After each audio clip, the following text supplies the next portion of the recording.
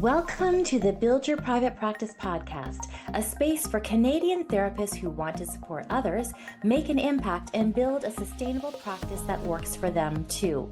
I'm your host, Liane Wood, a registered psychotherapist, group practice owner, and business mentor, and I'm here to help you build a private practice that allows you to keep doing the work you love without burning out. Because the people who need your help the most are counting on you, and you deserve a practice that supports you while you support them. Let's dive in. Welcome back to the Build Your Private Practice podcast. I'm Liane Wood, and I'm so glad you're here today. If you have ever looked at your practice and quietly wondered what it would actually take to grow this into something bigger than just you, bigger than the hours you can personally fill, this conversation is for you. My guest today is Amanda Hill. Amanda is the founder of Connections of Hope, a group practice based in Indiana, and her story is one I think a lot of you are going to see yourselves in. She started exactly where so many therapists start, a practice of one. And over the years, she grew that into multiple locations that are, every one of them, full. But this isn't just a numbers conversation. What I really want to get into with Amanda is the human side of that growth and how you manage your own fear and doubt while you're building, what it actually feels like to keep betting on yourself, and how you hold a big vision without letting it run you into the ground. So, Amanda, welcome. I'm so glad to have you here. Yes, thank you so much for having me. Amazing. Before we get into the growth side of things, I'd love for our listeners to get to know you. Can you tell us a little bit about you and about Connections of Hope, who you serve, and what the practice looks like today?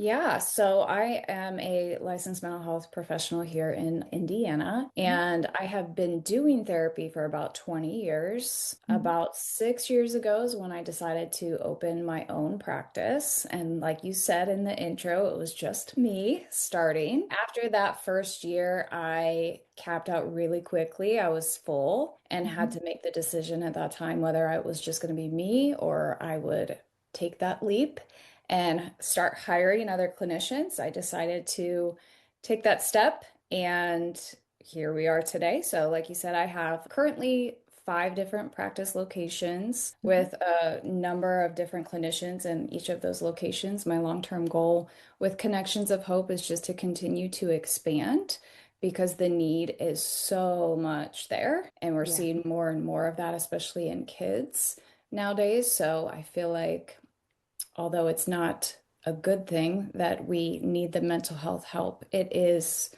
a thing that is important for all of us as clinicians. Our goal in general is just to reach out to the community and provide support for people who need it. And what kinds of clinicians and clients is your practice built around? So we have all different kinds of clinicians. When I hire, of course, you don't really know who's going to apply for the positions, but I do try to get people with a different specialty whenever I can. So I have a good share of people who are just child therapists who do the play therapy, as well as people who specialize in teenagers. And then parenting comes along with both of those. And then individuals, obviously, we have several that specialize in trauma. I am also one of those, do Mhm. EMDR and brain spotting for Mhm. trauma treatment. And then we have a couple that work with addictions, postpartum depression. I think we all kind of cover the depression and anxiety spectrum because that's everywhere. So the only thing I feel like right now I'm lacking is a licensed marriage and family therapist. We're on the hunt for one of those, but otherwise we cover most populations pretty well. That's amazing. So I'm Mm, going to put some words in your mouth. Tell me if it's right. It sounds like you're really creating like a one-stop shop, where the whole family can come and get the help that they need. absolutely. Yeah. Yeah, it is not uncommon actually for us to see an individual and Mm. then they're like, I think I'm going to have my daughter come, and then my husband comes, and then my other kid comes. So we end up doing therapy for the whole family, but that's great because we have enough clinicians that we can cover each person in a family separately if they don't want to see the same therapist. Well, it sounds like you've really built something beautiful so far. We are definitely working on it. Take us back to the very beginning when it was just you. What did your practice look like in those early days? And then what made you think, I want more than this? Yeah, I think that all of us have this idea in our head that it would be wonderful to work for ourselves, set my own schedule, have the flexibility, see who I want to see. And so that's like the rainbows and sunshine version of a private practice. But I definitely wanted the flexibility. Prior to opening my practice, I was actually doing four different jobs, three of which were for different therapy practices. And then I was also teaching college level classes, which I still do. But I was just very overwhelmed. And it was my own therapist who was like, you cannot keep doing this. I was Mm. burnt out, just trying to manage a lot. I'm also a single mom, so I've got two kids that I was trying to take care of. And thankfully, was able to sit down and kind of have a conversation with my father, who's very business minded, has always run businesses. And he was able to kind of go through some numbers with me, figure out if I had the finances to start something on my own, which honestly, in the beginning, it was really exciting, Mhm. to do this by Mhm. myself. I had help from other clinicians to show me how to do. I had to learn how to do all my own insurance billing and things like that. And Yeah. so that first year, I didn't have to do a ton of advertising. I think one of my prior therapy practices, I was allowed to take some of my clients with me, so they followed. And then it was just, again, really quickly. This was during COVID, elections in here in the States and all of that. So there was a lot of need for it. And it was exciting, but it was a little overwhelming as I got going, day in, day out, figuring how to see my clients, provide the right amount of care and support for them, but also manage that business side of it that I had not been used to before. Okay. And was scaling or growing your practice always the plan, or did it reveal itself over time? And if so, how? I don't Hmm. think it was that I can remember the plan right up front, Hmm. but I think that once I filled up, my biggest fear going in, I remember was, am I going to be able to pay my bills? Am I going to Yeah. get enough clients? And that was also something I feel like I learned as a new private practice owner. And I think all clinicians should have this mindset, but this fear around filling up, and I would move my schedule or keep it open all day for Hmm. anyone. So I was working my schedule around my clients instead Mm. of having my clients work their schedule into mine. Right. And I would go back and do that differently, of course, if I was going to recommend that to anyone, and I do for Hmm. my own missions as well, just because I was taking clients at 9 a.m. and then sometimes all the way at 9 p.m., but scattered throughout the day. So that took some time to kind of get my footing with. And then I filled up, like I said, and decided that it would be really cool if I could expand. Yeah. And again, I don't think I would have been able to do that without my dad's guidance as far as what that looks like with hiring. I Hmm. am a left-brained Hmm. analytical type mindset, so I am more business-minded than I am the other. So that has been fairly easy or I guess enjoyable for me as far as the business side goes. But the biggest thing about hiring was figuring out where I'm posting my job searches and then also who am I hiring? How do I know what Yeah. questions to ask them? How do I determine that this is going to be a good fit?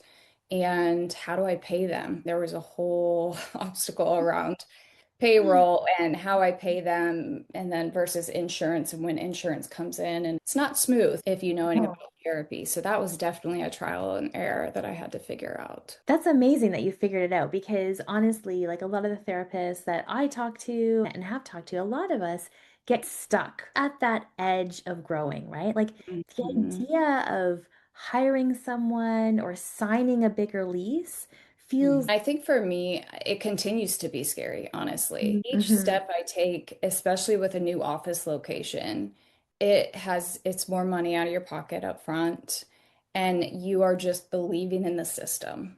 I think I've Mhm. just learned to believe in the system and believe in my hires. I think as therapists, typically we're very intuitive. And so I either that or I'm just blessed with the team that I have. I've just have a lot of really great people that I've hired, and with that comes such an enormous amount of support along the way and Mhm. trust as the business owner to know that as I get new referrals and get people in that I can give them to my clinicians and know those people are going to be in a good space and taken well care of. But it does take, gosh, I'm sure you can see there's a lot of books behind me, but a lot of reading, a lot of research, asking other clinicians, joining private practice Facebook groups and things like that, and leaning on other therapists who have done it to see what things have you learned and how can you help me. And what's been so great about that is the ability to pay it forward too. As I figured it out on my own, I have since been able to help other practice owners figure out that next step for them as well, which is really cool. Absolutely, it is, right? That knowledge transfer and being able to pass it forward is huge. Is there anything that when you look back that you are thinking, I didn't know that going into this, but you wish you had? I did not realize before I became the owner of this practice that time is my most valuable asset. Hmm. I remember scheduling my clients and staying full and then hiring new people on and then taking that business on as well. And in the beginning, probably the first 2 or 3 years, I was doing all the insurance and billing Oh, and wow. payroll and a Hmm. full load of clients. So I was doing it, and it's this mindset of I can do it. I can do it all, right? Where I think you can to a certain degree, but as you continue to grow, I think it was important for me to realize that I did have to start delegating. And Yeah. I wish that I had known that more up front because what happened was I would see clients all day come home and sit in front of my computer all night and do the billing and insurance. And that took a big chunk of my time away from my family, my kids. And oddly enough, I'll never forget it. It was a client of mine who brought that to my attention, said something about time management. And he was in a similar business where he was hiring people to work under him and making the most of their time. And he said to me, look at how much money you're making per hour with a client, and then how much money you could be losing per hour just doing billing, which is more important for you. Because I didn't want to hire someone out to do the billing, I just didn't want to pay for it. And when I realized the amount of hours I was spending doing a lot of that paperwork, the billing, the insurance that could have been delegated out, I was actually losing money in the practice from Hmm. taking from my time and seeing clients or opening up more hours where clients could be seen. And that was huge for me. That was a big turning point where I realized that I was actually losing money by trying to do it all myself. Yes. It really Yes. was. Yeah. Yeah. And yeah, Yeah. time is our biggest asset. And recognizing that where you are in your practice, where are focusing on only the things that you can do. And the things that others can do, like looking at, okay, how do I delegate this? Or how do I Mhm. hire for this? It's someone who's going to be able to do the same or sometimes even a better job than I can Mhm. do for a fraction of the cost. It's been so life-changing for me. I will Mhm. say to this day, that was one of the best decisions I ever made. Of course, doing my homework and figuring out what company I wanted to work with, but they've been like a godsend to me. And what I realized too is as a business owner, I need to have the mindset. And if I'm burnt Mhm. out and sitting in front of my computer for hours and hours, then when I sit down with a client, I'm not fully present and Right. I'm thinking of all the other to-dos. And so I was doing not only myself a disservice, but also my clients in those moments. Exactly. Yeah. Amazing. So tell me a little bit about bringing on other therapists into your practice. How did you keep the heart of Connections of Hope intact? Like, how do you grow without losing the thing that made your practice special? Yeah, it's also been a learning curve for me. Getting my first couple hires that are still with me. I love them. I love all my people. But what I've learned as a private practice owner is to keep the core of what Connections of Hope is about is all about making sure that I'm staying in touch and very close in contact with my clinicians on staff. Mhm. Meaning we have very close one-on-one meetings. We have regular staff meetings virtually because we're all different locations. But I have had to be very intentional about pouring into my staff, pouring into my contractors, Hmm. because I want them to look at being a part of Connections of Hope as something that's enjoyable and empowering for them. It Hmm. is Connections of Hope as an umbrella, but these are independent contractors. And Hmm. so I want them to look at it as their business as well. And Yeah. having the flexibility and the encouragement to pursue their specialties or things that they're interested in, I find that it has been worth the investment on my part to set aside time to either meet them for lunch or Hmm. have a quick virtual check-in. I always do at least twice a week group outings. I'll rent a space and we'll all get together and they can bring their family. So it's more of a social environment too, where we're not always just talking business. Christmas parties and so I think creating a environment where you're not just coming to work. You know, Hmm. you're coming in and you're seeing your clients and you're pouring into them the way that you want to and that you went to school for, and this is your passion. But outside of that, you're a part of a team that really cares for you. So we have a group chat and a group email, and we will send funny things back and forth, but we'll also check in with each other. And I think just that community has been extremely important in keeping everybody present, keeping them wanting to stay. Like, I Yeah. want people to come and work here and feel fulfilled by it. And I think a big part as a practice owner is making sure that I'm pouring into them so that they feel like they're noticed and that they are making a difference. Right. So it really, it sounds like for you, it's coming down to that being very intentional and Yes. connecting with each member of your team. And Yeah. now, one of the things that you told me you would love to talk about today, and so I want to make sure that we give it actual room. While you were building all of this with your practice, how did you manage your own emotions, the things like fear and the doubt, especially on those hard days? Yeah, that has always been a challenge for me. I tend to be one of those people who thinks I don't need help.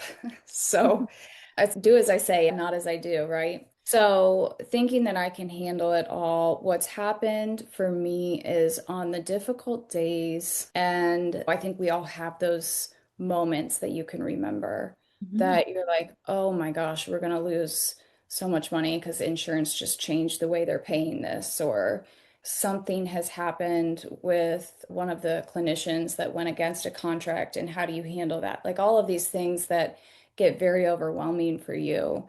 A big part of it for me is taking my own advice as a therapist, where I've got to center my mind and I have to believe in myself. I think that's been the biggest thing, is knowing that no matter what comes my way, I tell myself, I'll get through it.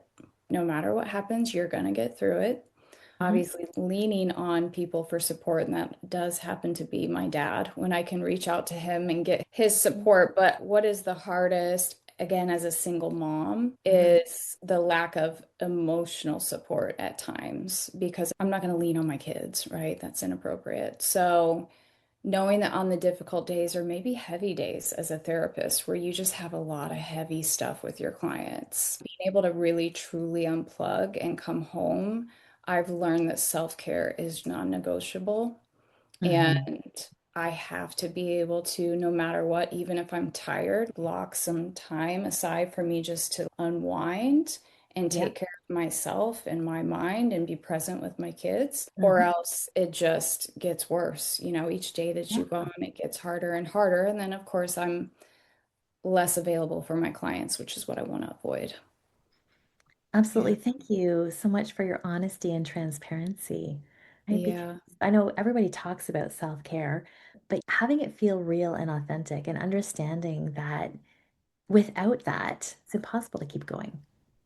Yeah, it's just so important. The balance in life in general, right? And as Mhm. therapists, we talk to our clients all the time about this. The days that I have slacked in really honoring that self-care are always the days that I really struggle. And that Mhm. stress builds, and then tension builds, and then I'm more on edge. And that's not helping anybody Mhm. with everything as an owner, but also as a therapist and a mom. There's different hats, and I just have to be very intentional about which hat I have on and how I'm going to go about following through with my responsibilities in those ways. Yeah. Powerful stuff, Amanda. Thank you. Yeah. Just spinning off of that for a second, I think so much of growing a practice is also about us growing as individuals at the same time. Mhm.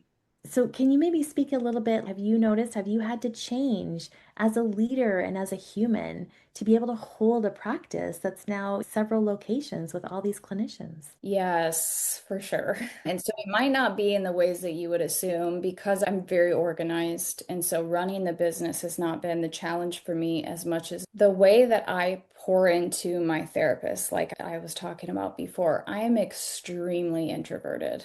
So I Mm. always joke Mhm. and say introvert, extrovert, I'm like off the scale introverted, which is interesting because I'm a therapist and now a business owner.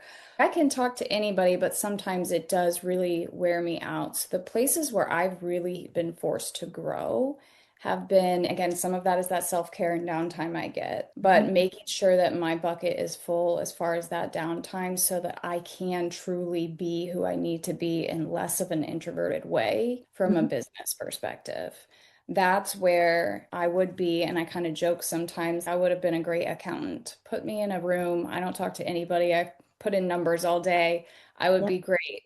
But that's just not the world that I'm living in as a business owner. So, where the growth continues to happen, and I'm not even fully there, is really pushing myself to reach out and check in, not with clients as much. That's, I see them regularly, but with my staff. And then doing marketing, which Mhm. is wonderful, but can also be a lot for someone who's an introvert. So it is a constant push for me to really look at myself and think, if you want to grow, this is what you have to do. And I can do those things. It's just not in my nature per se. So that is where it's going to be a constant growing game for me in that regard. I wouldn't say I'm on the end of that. It might be never ending that I'm Mhm. pushing myself to be able to give more and just make sure I find that balance.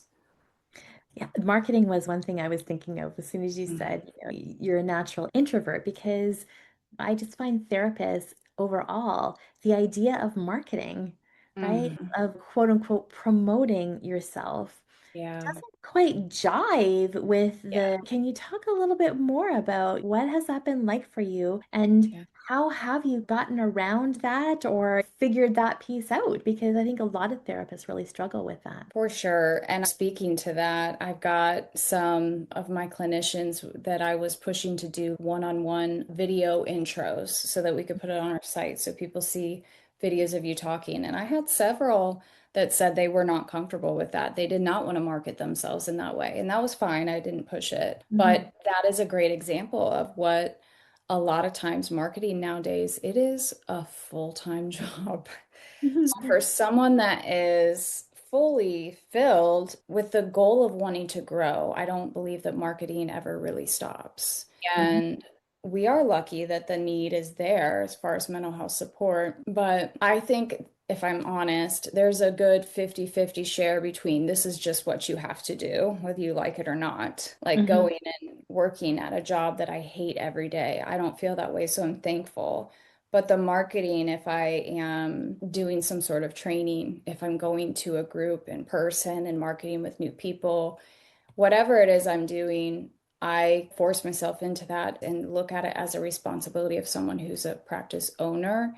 I will say I do love to learn. So Mhm. that is where I feel like I might have a leg up on some people in Mhm. regards to marketing that don't enjoy it, is that I do like learning new things. So changing Mhm. my mindset around it to what can this person bring to me? What can they teach me that I don't know? That's what kind of gets me continuing to push forward. But Mhm. I think marketing just in general, if you're not on social media, good luck. It's just really hard to not be tapped into all the different social media sites. even if it's just something like LinkedIn, connecting to people that way. So forcing myself to be regular and regimented about reaching out to people that way and getting our name out has just been something that comes with owning the business. Thank you for your honesty with Mm. this. I'm thinking about the therapists that are listening right now. And there might be some of them who feel that pull to grow their practice, but maybe feeling scared to start. What's the honest, grounded advice that you give someone like that?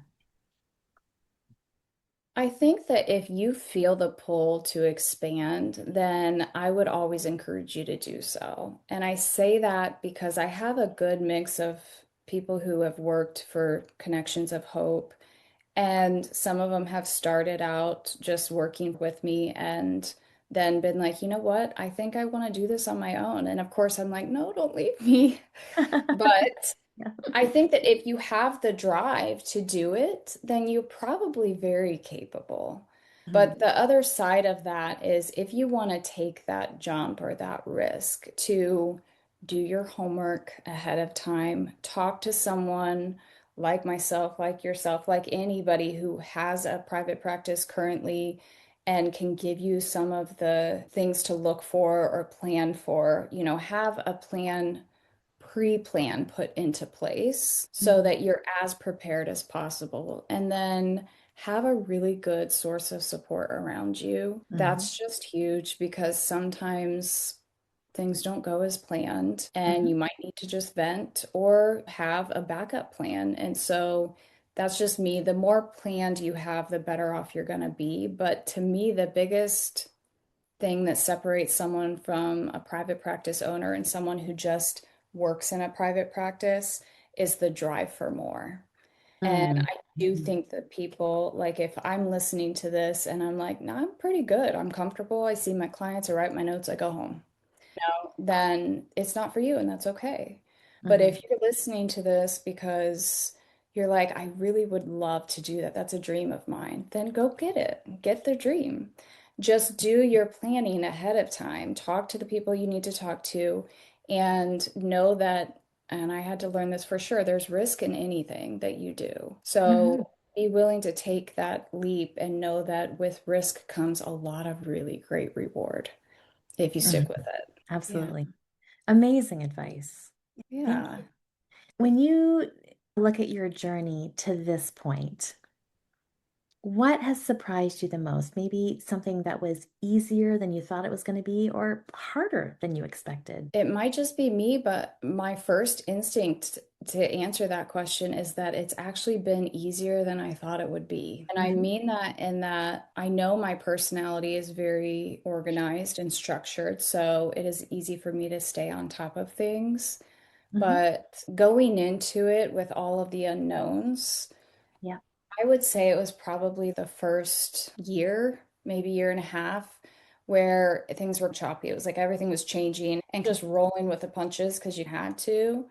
But Mm. once I got through that first year of having new hires, so second year of practice, I Mm. got into a rhythm. And that's where I would really encourage people, like when you are taking the step to open your own practice, know that it'll be rocky for the first year or so until you get your footing. And then once you do, if you have a good system put into place, a lot of times it runs itself. And Mm. that is the goal of what we're all reaching for, I think, in a lot of ways, is having this practice that has the policies put into place and you have the contracts and you know how you're doing pay and the billing's taken care of and you know how you're hiring. And once you do all of that, it's keeping track of that and just keeping that rhythm going. And that's what I feel like has been the easiest. The hardest Mhm. was up front. And then looking back now, I'm like, it really isn't that difficult once you can get the basic stuff covered. Yeah, I agree with you that the systems, right, and Mm. having that in place and having things organized is a huge help.